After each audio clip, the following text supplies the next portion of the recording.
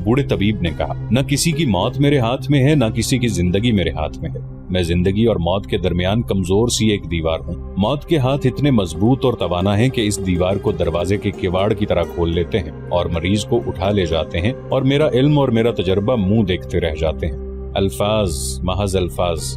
मलिका ने फर्श पर बड़ी जोर से पांव मारकर कहा, खोखले अल्फाज। क्या अल्फाज किसी दुखियारे का दुख मिटा सकते हैं? किसी रोगी को रोग से निजात दिला सकते हैं? क्या आपके अल्फाज में इतनी ताकत है कि किसरा के रोग को चूस लें?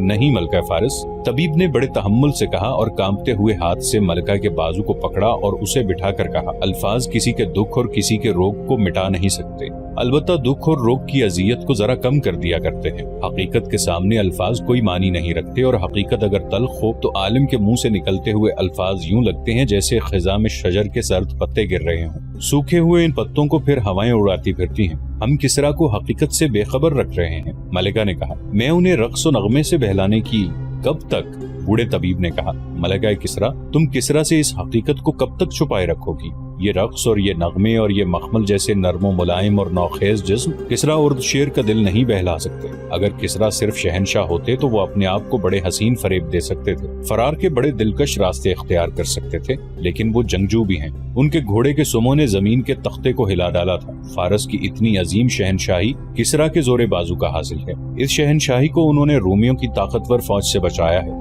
किसरा ने लड़ाइयां लड़ी हैं, बड़े खूंरेज मार के लड़े हैं। अब वो जंगजू और शेर बेदार हो गया है। अब रक्स व नगमा और ये तिलिस्माती जवानियां उन पर उल्टा असर कर रही हैं। अब वो किसी रक्कासा और किसी मुकन्निया को नहीं, हरमुज को बुलाते हैं, अंजरगर की पूछते हैं, बहमन जाजविया और अनूश जान को पुकारते हैं। कहाँ हैं उनके ये सालात? तुम उन्हें क्या धोखा दोगी? कुछ नहीं, मलिका ने आह भरकर कहा, कुछ भी नहीं।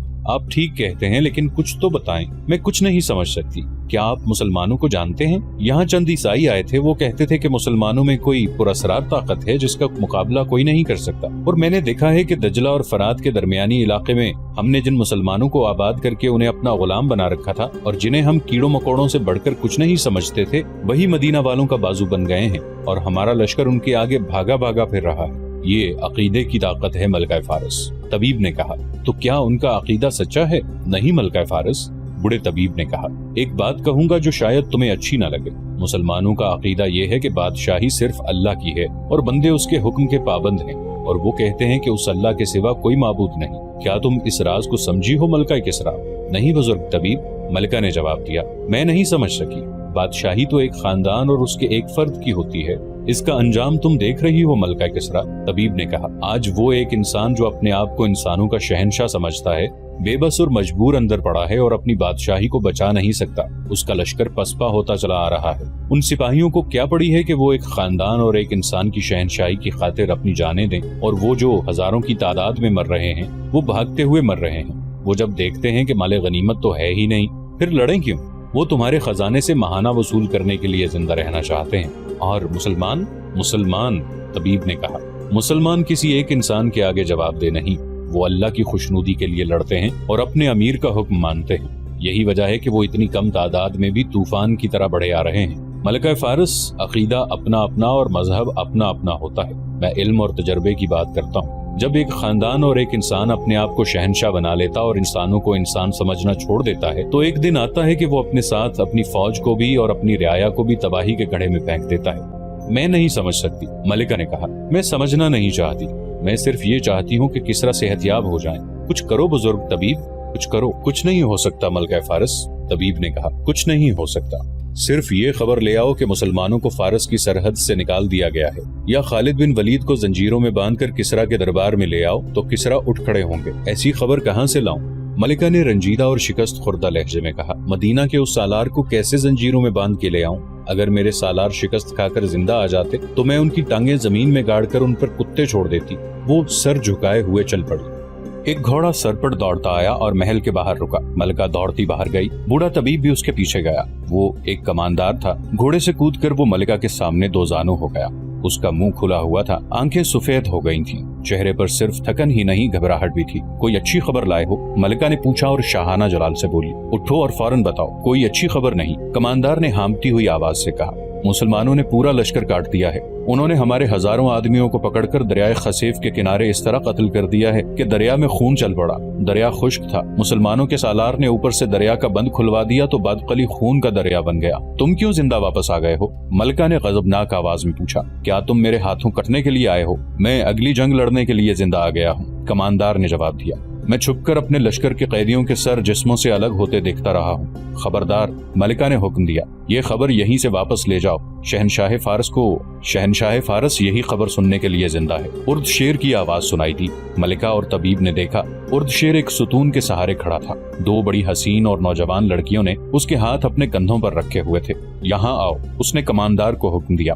मैंने महसूस कर लिया था कि कोई आया है। कहो, क्या खबर लाए हो? कमानदार ने मलिका और तबीब की तरफ देखा।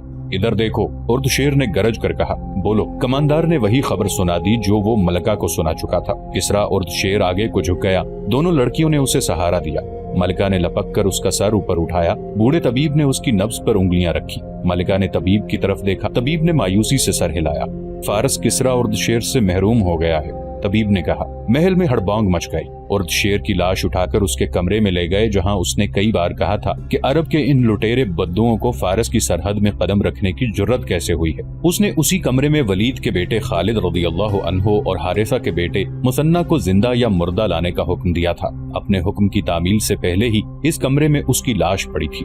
वो शिकस्तों के सदमे से ही मर गया था। मलिका ने हुक्म दिया कि लड़ने वाले लश्कर तक किसरा की मौत की खबर न पहुंचने दी जाए। मुसलमानों के पड़ाव में एक घोड़ा सर पर दौड़ता दाखिल हुआ। उसका सवार चिल्ला रहा था, कहाँ है वलीद का बेटा? घुड़सवार बाजू बुलंद करके लहराता आ रहा था। बाहर आ इब्ने वलीद। खालिद रज़ियल्लाहु अन्हु बड़ी तेजी से सामने आए। इब्ने वलीद, सवार कहता आ रहा था, तुझ पर अल्लाह की रहमत हो, तेरी दहशत ने उर्द शेर की जान ले ली है। क्या तू पागल हो गया है इब्ने हारिसा? खालिद रज़ियल्लाहु अन्हु ने आगे बढ़कर कहा। सवार मुसन्ना बिन हारिसा था। वो घोड़े से कूदा और इतने पुरजोश तरीके से खालिद रज़ियल्लाहु अन्हु से बगलगीर हो गया कि खालिद रज़ियल्लाहु अन्हु गिरते गिरते बचे।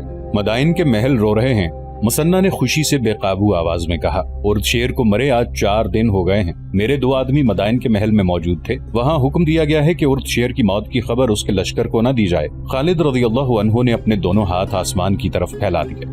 मेरे अल्लाह, उन्होंने कहा, मैं तेरा शुक्र किस तरह अदा करूं? मुझे फतह के तकब्बुर और गुरूर से बचाना। खुदाए जुल जलाल, सब तारीफें तेरे लिए और सिर्फ तेरे लिए हैं। खालिद रज़ियल्लाहु अन्हु ने हाथ नीचे करके इधर उधर देखा और बुलंद आवाज से कहा, अपने तमाम लश्कर को ये मुजदा सुना दो कि फारस की वसी व अरीज शहनशाही का सुतून गिर पड़ा है और ये अल्लाह की देन है। सबसे कह दो कि किसरा तुम्हारी दहशत का शिकार हुआ है। खालिद रज़ियल्लाहु अन्हु मुसन्ना बिन हारिसा को अपने खैमे में ले गए और उससे पूछा कि आगे क्या है। थोड़ी ही दूर फारस का एक बड़ा शहर अमनीशिया है, मुसन्ना ने बताया। ये शहर इसलिए बड़ा है कि वहाँ फारस की फौज रहती है। उसे फौज का बहुत बड़ा अड्डा समझ लो। ये शहर तिजारती मरकज है। इसके इर्द गिर्द जमीन बहुत जरखेज है। तिजारत, अनाज और बागों के फलों की वजह से अमनीशिया अमीरों का शहर कहलाता है। शहर पना बहुत मजबूत है। शहर के दरवाजे मजबूत हैं।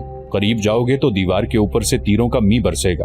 वलीद के बेटे, इस शहर के लिए जानों की कुर्बानी देनी पड़ेगी। अगर तूने ये शहर ले लिया तो समझ ले कि तूने दुश्मन की एक मोटी रग अपने हाथ में ले ली। क्या अब भी वहाँ फौज है? खालिद रज़ियल्लाहु अन्हु ने पूछा। अगर है तो कितनी होगी? इतनी नहीं होगी जितनी पहले थी, मुसन्ना ने जवाब दिया। जहाँ तक मुझे बताया गया है, उलियस की लड़ाई में कुछ फौज वहाँ से भी आई थी।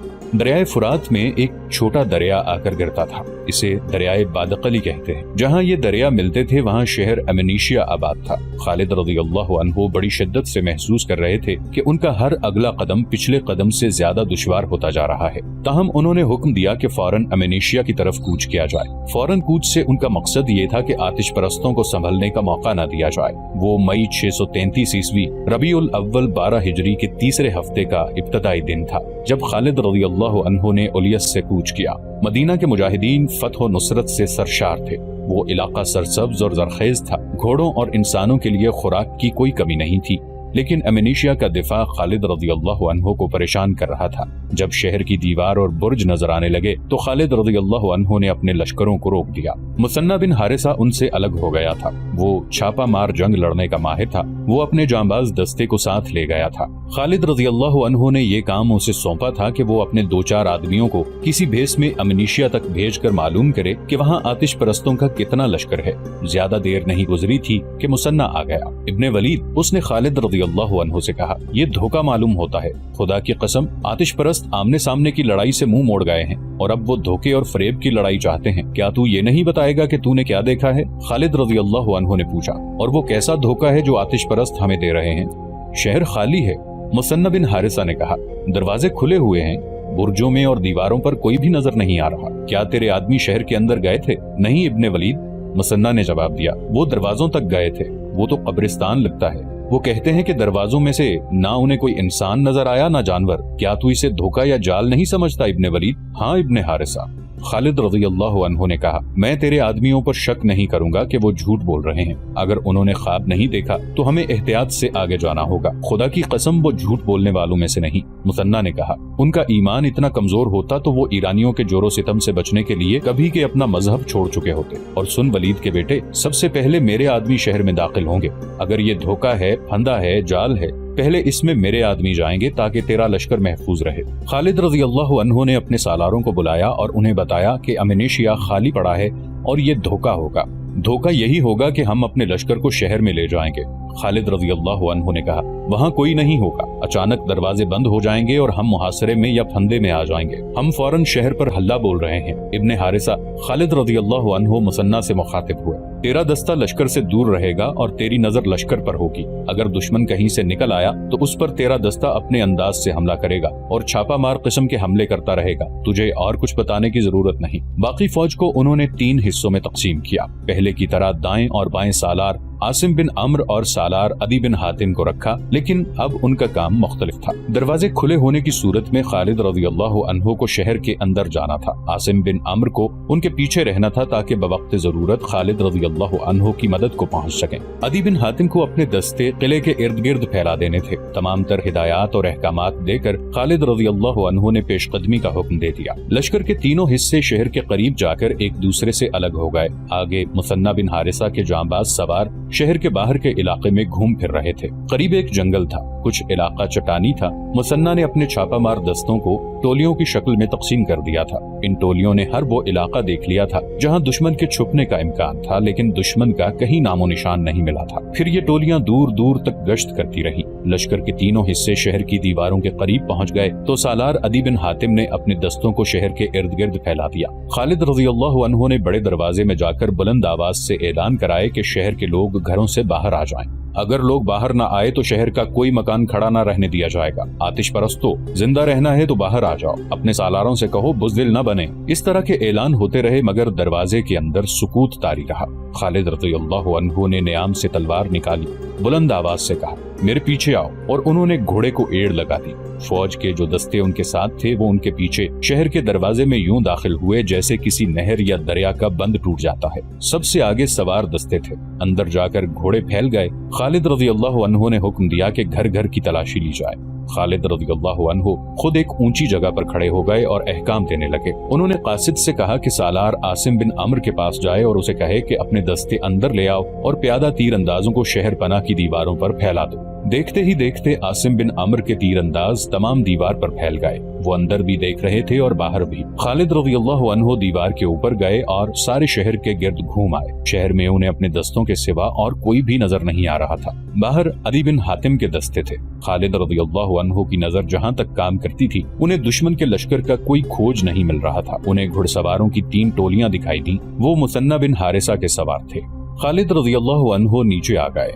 उन्हें बताया गया कि एक ज़ईफ़ुल उम्र आदमी एक मकान में चारपाई पर पड़ा ऊँग रहा है। खालिद रज़ियल्लाहु अन्हु उस मकान में गए। एक बूढ़ा जिसकी आंखें अध खुली थीं और मुंह भी खुला हुआ था, चारपाई पर पड़ा लाश लग रहा था। उसकी आवाज सरगोशी से बुलंद नहीं थी। वो कुछ कह रहा था। खालिद रज़ियल्लाहु अन्हु ने अपने एक मुहाफिज से कहा कि वो इसके मुंह से कान लगाकर सुने। क्या तुम वही लोग हो जिनके डर से शहर खाली हो गया है? बूढ़े ने पूछा। हम मुसलमान हैं, मुहाफिज ने कहा। मदीना के मुसलमान? बूढ़े ने पूछा और जवाब का इंतजार किए बगैर कहने लगा, मैं यहाँ का ईसाई हूँ। वो मुझे मरने के लिए छोड़ गए हैं। सब चले गए हैं। कहाँ चले गए हैं? भाग गए हैं। बूढ़े ने कहा, सालार भाग जाए, फौज भाग जाए तो लोग क्यों नहीं भागेंगे? کیا خالد بن ولید تمہارا سالار ہے؟ یہاں سب اسے جن اور دیو کہتے ہیں۔ ہاں، جس نے کسرا کی اتنی طاقتور فوج کو بھگا دیا ہے وہ انسان نہیں ہوگا۔ خالد رضی اللہ عنہ نے اسے نہ بتایا کہ وہ جن اور دیو اس کے سامنے کھڑا ہے۔ انہوں نے حکم دیا کہ بوڑھے کے منہ میں دودھ ڈالا جائے۔ فوج کہاں گئی ہے؟ بوڑھے سے پوچھا گیا۔ آگے شہر ہیرا ہے، بوڑھے نے جواب دیا۔ ازادبہ وہاں کا حاکم ہے، شاید اس نے حکم دیا تھا کہ سب لوگ ہیرا آ جاؤ۔ ہمارے اس شہر کے جوان آدمی مدینہ والوں کے خلاف لڑنے گئے تھے، بہت سارے مارے گئے ہیں۔ وہ جو بچ کے آ گئے تھے وہ ہیرا چلے گئے تھے، پیچھے بوڑھے، عورتیں اور بچے رہ گئے تھے۔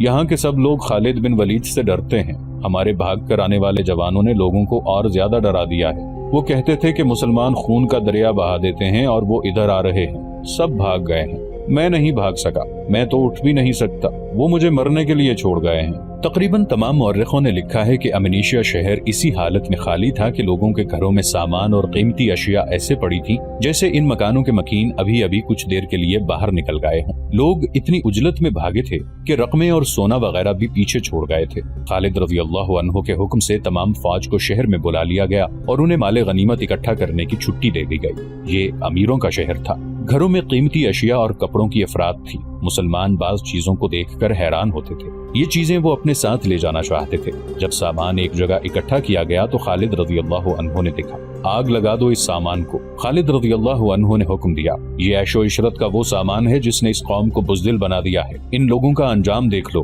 ان کے محل اور مکان دیکھ لو۔ خدا کی قسم، خدا جسے تباہ کرنا چاہتا ہے اسے عیش و عشرت میں ڈال دیتا ہے۔ ہمیں آگے جانا ہے، جلا دو اسے اور سونا، ہیرے جواہرات اور رقمیں الگ جمع کر دو۔ طبری نے خاص طور پر لکھا ہے کہ خالد رضی اللہ عنہ نے اس خیال سے قیمتی ظروف، ریشمی کپڑے اور امیر گھروں کا سامان جلا دینے کا حکم دیا تھا کہ مجاہدین جہاد سے منہ موڑ جائیں گے۔ طبری کے علاوہ دوسرے مورخوں نے بھی لکھا ہے کہ جو مال غنیمت اس شہر سے ملا اتنا کہیں سے بھی نہیں ملا تھا۔ خالد رضی اللہ عنہ نے دستور کے مطابق اس کے 4 حصے فوج میں تقسیم کر دیے اور 5واں حصہ مدینہ میں خلیفۃ المسلمین ابو بکر رضی اللہ عنہ کو بھیج دیا۔ محمد حسین ہیکل نے مختلف مورخوں کے حوالے سے لکھا ہے کہ مال غنیمت کا 5واں حصہ جو مدینہ کو بھیجا گیا، اس کا میر کارواں بنی اجل کا ایک شخص جندل تھا۔ فارسیوں کے خلاف پہلی تینوں جنگوں کے جنگی قیدیوں کو اسی قافلے کے ساتھ مدینہ کو بھیجا گیا۔ خلیفۃ المسلمین ابو بکر رضی اللہ عنہ نے ان قیدیوں میں سے ایک خوبصورت لونڈی جندل کو بطور انعام دی تھی۔ طبری نے لکھا ہے کہ خلیفۃ المسلمین رضی اللہ عنہ نے مدینہ کے مسلمانوں کو مسجد میں بلایا اور انہیں خالد رضی اللہ عنہ کی فتوحات کی تفصیلات سنائی۔ انہوں نے فرمایا، اے قریش، تمہارا شیر ایک اور شیر پر جھپٹ پڑا اور اسے مار گرایا ہے۔ اب عورتیں خالد جیسا بیٹا پیدا کرنے سے قاصر ہیں۔ ولید کے بیٹے مثنہ بن حارثہ نے خالد رضی اللہ عنہ سے کہا، آگے فارس کی شہنشاہی کا ایک اور بڑا شہر ہیرا ہے، اسے تو فارس کا ہیرا سمجھ، لیکن اسے لینا آسان نہیں ہوگا۔ ہاں حارثہ کے بیٹے، خالد رضی اللہ عنہ نے کہا، امنیشیا کی تمام فوج اور تمام عیسائی ہیرا پہنچ گئے ہیں، وہ سب ہمارے مقابلے میں آئیں گے، انہیں مقابلے میں آنا چاہیے۔ مدائن کی کیا خبر ہے؟ آج ہی میرا ایک جاسوس واپس آیا ہے، مثنہ نے کہا، وہ بتاتا ہے کہ مدائن میں مایوسی پھیلی ہوئی ہے، کسرا کے محل میں ماتم ہو رہا ہے۔ اچھی خبر یہ ہے کہ وہاں سے اب فوج کا کوئی دستہ نہیں آئے گا۔ کیا یہ لوگ اب بھی نہیں سمجھے کہ تخت و تاج اور خزانے طاقت نہیں ہوتے کہ دشمن سے بچا لیں؟ خالد رضی اللہ عنہ نے کہا، کیا یہ ہمارا فرض نہیں کہ ان لوگوں کو اللہ کے سچے رسول صلی اللہ علیہ وآلہ وسلم کا پیغام دیں کہ طاقت اور ثروت صرف اللہ کے ہاتھ میں ہے اور اللہ ہی عبادت کے لائق ہے جس کا کوئی شریک نہیں؟ ہاں ابن ولید، مثنہ نے کہا، یہ ہمارا فرض ہے کہ اللہ کا پیغام ان تک پہنچائیں۔ اس کے ساتھ ہی مجھے اس خطرے کو کچلنا ہے جو اسلام کو نقصان پہنچا سکتا ہے۔ خالد رضی اللہ عنہ نے کہا، کفر کا سر کچلنا ہے۔ تاریخ اسلام کا یہ ابتدائی دور بڑا ہی نازک تھا۔ اس دور میں اسلام کی عسکری روایات کی بنیاد رکھنی تھی۔ امت رسول صلی اللہ علیہ وآلہ وسلم کے لیے جذبے کی شدت اور اہمیت کا تعین کرنا تھا۔ اس روایت کی بنیاد اس اصول پر رکھنی تھی کہ نفری اور طاقت کی کمی شکست کا باعث نہیں بن سکتی، جذبہ اور اسلام کی محبت اس کمی کو پورا کر دیا کرتی ہے۔ خالد رضی اللہ عنہ کو احساس تھا کہ وہ اس خیال سے پیچھے ہٹائے کہ لشکر مسلسل لڑ لڑ کر تھک گیا ہے اور نفری بھی کم ہوتی جا رہی ہے اور وہ اپنے مستقر یعنی مدینہ سے بھی دور ہٹتے جا رہے ہیں، تو آنے والی نسلوں کے لیے یہی روایت بن جائے گی کہ جہاں رکاوٹ اور دشواری پیش آ گئی، سالار اپنی فوج کو واپس لے آئیں گے۔ خالد رضی اللہ عنہ ایسی روایت قائم نہیں کرنا چاہتے تھے۔ خالد رضی اللہ عنہ کو خلیفۃ المسلمین رضی اللہ عنہ کی پشت پناہی حاصل تھی۔ اس وقت کی خلافت کی پالیسی میں کفار کے ساتھ دوستی یا مذاکرات کا ذرا بھی دخل نہیں تھا۔ دشمن کو دشمن ہی سمجھا جاتا تھا، یہ نہیں دیکھا جاتا تھا کہ دشمن کتنی دور ہے اور کتنا طاقتور ہے۔ اصول یہ تھا کہ دشمن کے سر پر سوار ہو اور اس کے لیے دہشت بن جاؤ۔ فارس کی شہنشاہی کوئی معمولی طاقت نہیں تھی، खालिद रज़ियल्लाहु अन्हु ने इतनी बड़ी ताकत के पेट में जाकर भी पीछे हटने की ना सोची। उन्होंने ये भी ना सोचा कि लश्कर को कुछ आराम देते और उसकी तंजीम में अगर कुछ खामियां रह गई थीं तो वो दूर कर लेते। मुसन्ना बिन हारिसा ने उन्हें बताया कि हीरा में मुकाबला बड़ा सख्त होगा, तो भी खालिद रज़ियल्लाहु अन्हु ने अपने फैसले में नजरसानी की ना सोची। उन्होंने उसी वक्त अपने सालारों को बुलाया।